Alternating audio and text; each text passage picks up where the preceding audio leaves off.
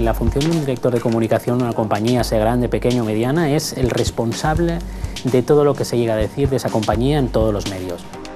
En l'era de la comunicació, les institucions i empreses són conscients que el seu missatge ha de passar pels mitjans de comunicació. Les vies per arribar al públic són molt diverses. Hi ha els mitjans de comunicació tradicional, però també mitjans com internet o la telefonia mòbil. En aquest nou panorama cal unir sota una mateixa direcció el disseny i la gestió de l'estratègia de comunicació. La persona encarregada de liderar l'estratègia de comunicació ha de tenir un profund coneixement de l'empresa o institució que representa. Es igual que un comercial. Un comercial tiene que conocer su producto para poder explicar al potencial cliente, si no difícilmente podrá hacer una buena venta, un buen trabajo.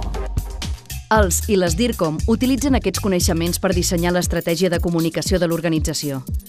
Una de les decisions importants és la selecció del format que s'utilitzarà. En aquest sentit, el sector ha canviat molt en els últims anys. Ha cambiado muchísimo. Cuando tú intentabas hacer algún tipo de comunicación en medios online, primero yo recuerdo que tenías que explicar un poco las audiencias.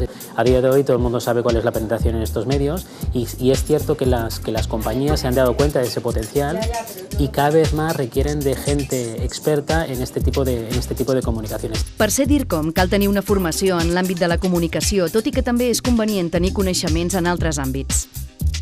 También es importante que los responsables de comunicación tengan también una formación complementaria a nivel de lo que es gestión de empresa. Més enllà de la formació acadèmica, és imprescindible que els i les DIRCOM estiguin familiaritzats amb el funcionament dels mitjans de comunicació i tenir una excel·lent capacitat d'expressió oral i escrita. També s'ha de dominar l'anglès i és molt important conèixer en profunditat les comunitats virtuals i en general tota la comunicació 2.0. En aquest sector, però, les innovacions són tan constants que la formació contínua és obligada. Precisament el dinamisme del món de la comunicació donarà moltes oportunitats a les persones que sàpiguen aprofitar-les. Todo el mundo sabe lo que es un departamento de prensa, todo el mundo sabe lo que es la relación con los medios, pero poder comunicar nuevos productos, nuevos servicios de una manera distinta, a día de hoy en este país falta.